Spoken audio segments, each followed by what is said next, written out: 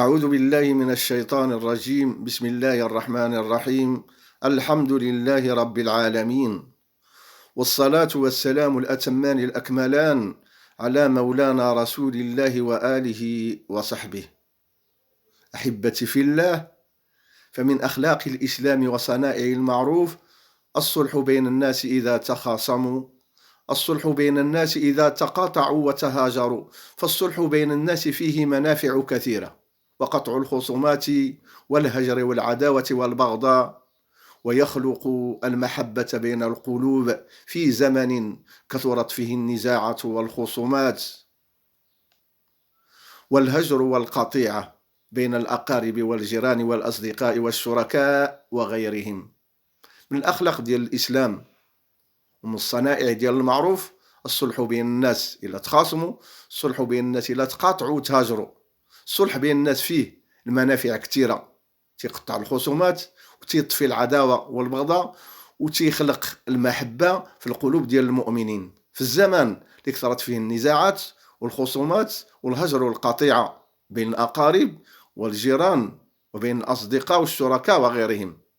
جاء الإسلام بإصلاح ذات البين، وأوصد الطريق المؤدية إلى الإفساد بين الناس، وأمر المسلمين بالإصلاح بين المتخاصمين، فقال تعالى: فاتقوا الله وأصلحوا ذات بينكم. جاء الإسلام باش يصلح بين الناس وسد الطرق اللي تتدي الإفساد بين الناس، وأمر المسلمين باش يصلحوا بين المتخاصمين. وجاء الأمر ديال الله سبحانه وتعالى فقال: فاتقوا الله. أمر الله سبحانه وتعالى بالتقوى والإصلاح بين الناس، وقال تعالى: فمن عفا وأصلح فأجره على الله. الله سبحانه وتعالى قال في الآية: اللي عفا على الإخوان ديالو وصلح مع الإخوان ديالو الأجر ديالو عند الله سبحانه وتعالى. وقال رسول الله صلى الله عليه وسلم: أفضل الصدقة الإصلاح ذات البين. وقال النبي صلى الله عليه وسلم يعني أفضل وأحسن صدقة بتصلح بين الناس. يعد شهر رمضان فرصة عظيمة لتصفية الخلافات وصلة الأرحام ونبذ المشاحنات، كما أنه فرصة للتقرب إلى الله عز وجل. شهر رمضان وحل فرصة عظيمة لتتصفي الخلافات، لتتحيد الخلافات وتتوجد الطريق لصلة الأرحام وتتحيد المشاحنات. ورمضان فرصة للعبد باش يتقرب الله سبحانه وتعالى.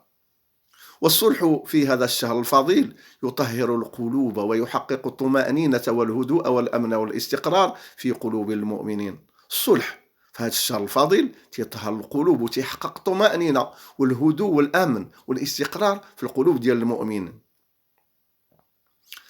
هكذا يحقق رمضان أهدافه في حياة المسلمين. هكا تيحقق رمضان الأهداف ديالو في الحياة ديال المسلمين.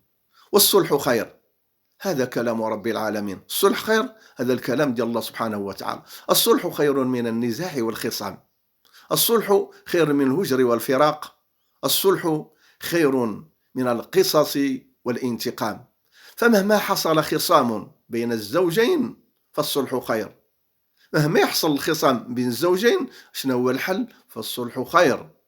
أو بين القرابة، بين الآباء والأبناء والإخوة فالصلح خير، أو بين الأصدقاء فالصلح خير، أو حتى من ظننت أنه عدوك فالصلح خير، أو اللي ظنيتي العدو ديالك فالصلح خير.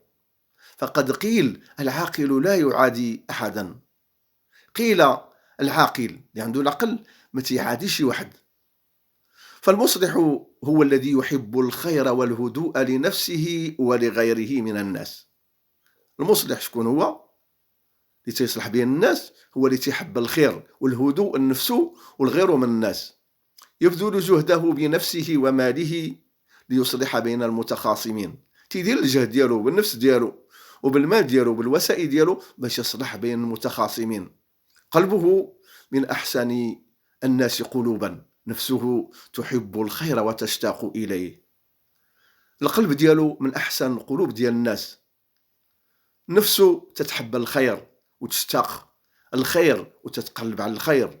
قال تعالى: لا خير في كثير من نجواهم إلا من أمر بصدقة أو معروف أو إصلاح بين الناس. لا خير أي لا نفع في كلام الناس سرا فيما بينهم إلا إذا كان الحديث ديالهم داعيا للصدقة أو المعروف فيما أمر الله أو التوفيق بين الناس، يعني الإصلاح بين الناس.